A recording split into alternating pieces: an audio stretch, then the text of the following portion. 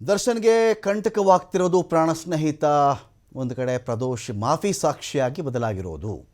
ದರ್ಶನ್ ಈ ರೇಣುಕಾಸ್ವಾಮಿ ಕೊಲೆ ಕೇಸ್ಗೆ ಸಂಬಂಧಪಟ್ಟಂತೆ ಕೊಲೆ ಆರೋಪಿ, ಪ್ರದೋಷ್ ಕೂಡ ಕೊಲೆ ಆರೋಪಿನೇ ಆಗಿದ್ದದ್ದು. ಇದೀಗ ಅಪ್ರೂವರ್ ಆಗಿ ಅಥವಾ ಮಾಫಿ ಸಾಕ್ಷಿಯಾಗಿ ಪ್ರದೋಷ್ ಬದಲಾಗಿರೋದು. ನಾನು ಏನು ನಡೀತು ಹೇಳಿಬಿಡ್ತೀನಿ, ನಾನು ಇಂಚಿಂಚು ಮಾತಾಡ್ಬಿಡ್ತೀನಿ ಅದರ ಬಗ್ಗೆ. ಈ ಒಂದು ವಿಚಾರ ತಾವು ಕನ್ಸಿಡರ್ ಮಾಡಬೇಕು, ನಾನು ಮಾಫಿ ಸಾಕ್ಷ್ಯ ಕನ್ಸಿಡರ್ ಮಾಡಿಬಿಡಿ ಎಂದಾಗ ಸಹಜವಾಗಿಯೇ ಶಿಕ್ಷೆಯಿಂದ ವಿನಾಯಿತಿಯೂ ಸಿಗಬಹುದು, ಶಿಕ್ಷೆ ರಹಿತವಾಗಿಯೂ ಪ್ರದೋಷ ಆಚೆ ಬರಬಹುದು. ಈ ಏನು ಉಳಿದ ಆರೋಪಿಗಳಿದ್ದಾರೆ ಅವರೆಲ್ಲರೂ ಅಪರಾಧಿಗಳಾಗಿಯೂ ಇದರಿಂದ ಶಿಕ್ಷೆ ಅನುಭವಿಸಬಹುದು. ಅಥವಾ ಇರುವ ವಿಚಾರಗಳನ್ನು ಗಮನಿಸಿ ಕೆಲವರಿಗೆ ಕಡಿಮೆ ಶಿಕ್ಷೆನೂ ಆಗಬಹುದು. ಅವ್ರು ತಪ್ಪು ಮಾಡಿಲ್ಲ, ಇವ್ರ ಪಾತ್ರ ಇಷ್ಟಿತ್ತು. ಯಾಕೆಂದರೆ ಚಾರ್ಜ್ ಶೀಟ್ ಹಾಕಬೇಕಾದ್ರೆ ಯಾರು ತಪ್ಪು ತಿಳುವಳಿಕೆಯಿಂದ ಒಬ್ಬರ ಮೇಲೆ ಜಾಸ್ತಿ ಹಾಕಿರಬಹುದು, ಇನ್ನೊಬ್ಬರ ಮೇಲೆ ಕಡಿಮೆ ಹಾಕಿರಬಹುದು. ಬಟ್ ಪ್ರದೋಷ್ ಮಾತಾಡಿದಾಗಲೋ, ರವಿಶಂಕರ್ ನಾಳೆ ದಿನ ಮಾತಾಡಿದಾಗಲೋ, ಇನ್ಯಾರೋ ವಿನಯ್ ಮಾತಾಡಿದಾಗಲೋ ಸ್ವಲ್ಪ ಆ ಕಡೆ ಈ ಕಡೆ ಆಗಿ ಒಬ್ಬರ ತಪ್ಪಿನ ತೀವ್ರತೆ ಜಾಸ್ತಿ ಕಾಣಿಸಬಹುದು, ಇನ್ನೊಬ್ಬರ ತಪ್ಪಿನ ತೀವ್ರತೆ ಕಡಿಮೆ ಕೂಡ ಕಾಣಿಸಬಹುದು. ಮೂಲದಲ್ಲಿ ಏನು ತಿಳ್ಕೊಂಡಿದ್ರು ಅದರ ಬಗ್ಗೆ, ಅಥವಾ ಇಲ್ಲಿ ಯಾರಿಗೋ ತೀವ್ರ ಶಿಕ್ಷೆ ಆಗಬಹುದು, ಇನ್ಯಾರಿಗೋ ವಿನಾಯಿತಿ ಕೂಡ ಸಿಗಬಹುದು ಅನ್ನೋ ಸ್ಥಿತಿಲಿ ಇದಿದೆ. ಸೊ ಪ್ರಕರಣದ 14ನೇ ಆರೋಪಿಯಾಗಿರೋದು ಪ್ರದೋಷ್. ಇಲ್ಲಿ ಈಗ ಈ 14ನೇ ಆರೋಪಿ ಇದ್ದಂಥ ಪ್ರದೋಷ್ ಈಗ ಮಾಫಿ ಸಾಕ್ಷಿಯಾಗಿ ಬದಲಾಗಿದ್ದು. ಗೊತ್ತಿರುವ ಎಲ್ಲ ವಿಚಾರ ಹೇಳಬೇಕು. ನೋಡಿ, ಇದಕ್ಕೇನಾಗುತ್ತೆ, ಇಲ್ಲಿವರೆಗೆ ಪ್ರದೋಷನ ಸಾಕ್ಷಿನ ತೊಗೊಳ್ಳಲ್ವಾ, ಸ್ಟೇಟ್ಮೆಂಟ್ ತೊಗೊಳ್ಳಲ್ವಾ ಕೋರ್ಟು, ಏನು ಮಾಡ್ತಾರೆ ಅಂತೆಲ್ಲ ಇತ್ತು. ಇದಕ್ಕೆ ಆಕ್ಷೇಪಗಳು ಬಂತು. ನಮ್ಗೆ ಮೊದಲೇ ಹೇಳಬೇಕು ನಮಗೆ ಅಂಥೇಳಿ ಡಿಫೆನ್ಸ್ ಕಡೆಯವರು ಅಥವಾ ದರ್ಶನ್ ಕಡೆಯವರೆಲ್ಲ ಕೇಳ್ಕೊಂಡ್ರು. ಇಲ್ಲ ಆ ಥರ ಹೇಳಬೇಕು ಅಂತೇನಿಲ್ಲ ಅಂದರು. ಬ್ಯಾರಕ್ ಚೇಂಜ್ ಮಾಡಿ ನನಗೆ ಭಯ ಆಗುತ್ತೆ ಅಂದರು. ನಮ್ಮ ಎದುರುಗಡೆನೇ ಕಡೆಗೆ ಬಂದು ನಿಂತ್ಕೊಂಡು ಮಾತಾಡಬೇಕು ಅಂದರು. ನಾನು ಸಪ್ರೇಟಾಗಿ ಮಾತಾಡ್ತೀನಿ, ಏನೇನು ಮಾತಾಡ್ತೀನಿ ಅಂತ ನಾವು ಬರೆದು ಕಳಿಸ್ಬೇಕು ಅಂದರು. ಇದೆಲ್ಲ ಬಂತು.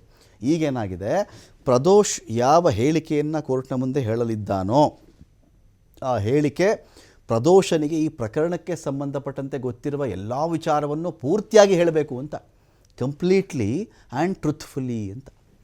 ಇದು ಕಂಪ್ಲೀಟಾಗೂ ಇರಬೇಕು, ಪೂರ್ತಿ ಸತ್ಯದಿಂದ ಕೂಡಿರಬೇಕು ಅಂತ ಕೋರ್ಟ್ ವಾರ್ನಿಂಗ್ ಕೊಟ್ಟಿರೋದಿಲ್ಲಿ. ನೀನು ಕಪೋಲ ಕಲ್ಪಿತ ಕಥೆಗಳು, ನೀನು ಪಾರಾಗಬೇಕು ಅಂತೇನೋ ಹೇಳಿಬಿಡೋದು, ಇನ್ಯಾರನ್ನೋ ಸಿಕ್ಕಾಕ್ಸ್ಬೇಕು ಅಂತೇನೋ ಕತೆ ಕಟ್ಟೋದಿಲ್ಲಿ, ಅಥವಾ ಅರ್ಧಂಬರ್ಧ ಕತೆ ಹೇಳೋದು, ಸ್ವಲ್ಪ ಹೇಳೋದು, ಯಾವುದನ್ನು ಬೇಕೋ ಎಷ್ಟು ಬೇಕೋ ಅಷ್ಟು ಹೇಳೋದು, ಯಾವುದು ಬೇಡವೋ ಅದು ಹೇಳಿದೆ, ಇದು ಯಾವುದೂ ಅಲ್ಲಪ್ಪ. ನಿನಗೆ ಈ ಪ್ರಕರಣಕ್ಕೆ ಸಂಬಂಧಪಟ್ಟಂತೆ ಗೊತ್ತಿರುವ ಎಲ್ಲ ವಿಚಾರವನ್ನು ಪೂರ್ತಿಯಾಗಿ ಹೇಳಬೇಕು. ಕೋರ್ಟ್ ಮೊದಲ ಒಂದು ಆದೇಶ ಇದು ಅಥವಾ ಕಂಡೀಷನ್ನು. ಷರತ್ತು ಪಾಲಿಸದೇ ಇದ್ದರೆ ನಿನ್ನ ಮೇಲೆ ಸುಳ್ಳು ಸಾಕ್ಷಿ ಕೇಸ್ ದಾಖಲಾಗಿಬಿಡುತ್ತೆ, ಹುಷಾರ್. ಈ ಷರತ್ತಿನ ಫಾಲೋ ಮಾಡದೇ ಇದ್ದರೆ ಸುಳ್ಳು ಸಾಕ್ಷಿ ಹೇಳಿದ್ಯಾ ಅಂತ ಕೇಸ್ ದಾಖಲಾಗುತ್ತೆ. 59ನೇ ಸೆಷನ್ಸ್ ಕೋರ್ಟ್ ಕೊಟ್ಟಿರ್ತಕ್ಕಂಥ ಆದೇಶ ಇದು. ನ್ಯಾಯಮೂರ್ತಿ ಸುಜಾತಾ ಎಂ ಸಂಬ್ರಾಣಿ ಅವರಿಂದ ಈ ಆದೇಶ ಹೊರಬಿದ್ದಿದೆ. ಕೊಲೆಯ ಪ್ರಕರಣದಲ್ಲಿ ಮಾಫಿ ಸಾಕ್ಷಿ ನುಡಿಯೋದಕ್ಕೆ ಕೋರ್ಟ್ ಒಂದು ಕಡೆ ಒಪ್ಕೊಂಡಿದೆ. ಆಯಿತು, ಮಾಫಿ ಸಾಕ್ಷಿ ನೀನು ಹೇಳಬಹುದು ಅಂತ. ರೇಣುಕಾಸ್ವಾಮಿ ಕೊಲೆ ಸಂಬಂಧವಾಗಿ ಸಾಕ್ಷಿಯನ್ನು ಹೇಳಿರೋದು ಪ್ರದೋಷ್. ಇಲ್ಲಿ ಪ್ರಕರಣದ ಉಳಿದ 16 ಆರೋಪಿಗಳಿಗೆ, ಅದರಲ್ಲಿ ಇನ್ನೂ ಇಬ್ಬರು ಕೂಡ ಇದೀಗ ಅಲ್ಲಿ ಅವರು ಮಾಫಿ ಸಾಕ್ಷಿ ಅಂತ ಹೇಳಿಬಿಟ್ಟಿದ್ದಾರೆ. A8 ಮತ್ತು A10 ವಿನಯ್ ಮತ್ತು ಇಲ್ಲಿ ಇನ್ನೊಬ್ಬ ವ್ಯಕ್ತಿ ರವಿಶಂಕರ್ ಅನ್ನೋರು ಹೇಳಿಬಿಟ್ಟಿದ್ದಾರೆ. ಅವ್ರದ್ದು ನೆಕ್ಸ್ಟ್ ಮುಂದಿನ ದಿನಗಳಲ್ಲಿ ಬರುತ್ತೆ. ಪ್ರದೋಷನ್ ಸ್ಟೇಟ್ಮೆಂಟ್ ಮೇಲೆ ಡಿಪೆಂಡ್ ಆಗುತ್ತಾ, ಅವ್ರಿಗೆ ಬೇರೆ ಅವಕಾಶ ಕೊಡ್ತಾರೆ, ನಮಗೆ ಗೊತ್ತಿಲ್ಲ, ವೆಯ್ಟ್ ಮಾಡೋಣ ಅದಕ್ಕೆ. ಸೊ ಉಳಿದ ಆರೋಪಿಗಳು ಒಂದು 3 ಜನ ಬಿಟ್ಟುಬಿಟ್ರೆ ಈ 17 ಜನರಲ್ಲಿ ಒಂದು 14 ಜನಕ್ಕೆ ಸಂಕಷ್ಟ ಎದುರಾಗ್ಬಿಡುತ್ತಾ. ನಟ ದರ್ಶನ್, ಪವಿತ್ರ ಗೌಡ ಸೇರಿದಂತೆ ಉಳಿದ 14 ಜನಗಳಿಗೂ ಕೂಡ ತೊಂದರೆಯಾಗಬಲ್ಲದ. ಸೊ ದರ್ಶನ್ ಮತ್ತು ಗ್ಯಾಂಗ್ನ ವಿರುದ್ಧದ ಸಾಕ್ಷಿಯನ್ನು ಇಲ್ಲಿ ಪ್ರದೋಷ್ ಹೇಳಬೇಕಾಗತ್ತೆ. ಕಾರಣ ಈ ಇಡೀ ಕೊಲೆ ಕೇಸ್ಗೆ ಶೆಡ್ನ ಒಳಗಡೆಯ ಪ್ರತ್ಯಕ್ಷ ಸಾಕ್ಷಿ ಅಂತ ಒಬ್ಬ ಮನುಷ್ಯ ಇದ್ದರೆ ನನ್ನ ಹತ್ರದಾನ್ ಪ್ರದೋಷ್, ಅದು ನನ್ನ ಹತ್ರದಾನ್ ರವಿಶಂಕರ್, ನನ್ನ ಹತ್ರದಾನ್ ವಿನಯ್. ಈ 3 ಮಾತ್ರ ಹೇಳಬೇಕದು. ಗೇಟ್ ಆಚೆ ಕತೆ, ಕಾರಲ್ಲಿ ಬಂದಿದ್ದರು, ಅವರಲ್ಲಿ ಹೋಗ್ತಾ ಇದ್ದರು, ಎತ್ತರವಾಗಿದ್ದರು, ದರ್ಶನ್ನೇ ಅನ್ನಿಸ್ತಾರೆ ಸರ್ ನನಗೆ. ಇಲ್ಲ ಸರ್, ಪವಿತ್ರ ಗೌಡ ಇಬ್ಬರೂ ಕೂತ್ಕೊಂಡಿದ್ರು ಸರ್, ಇದು ಬೇರೆ.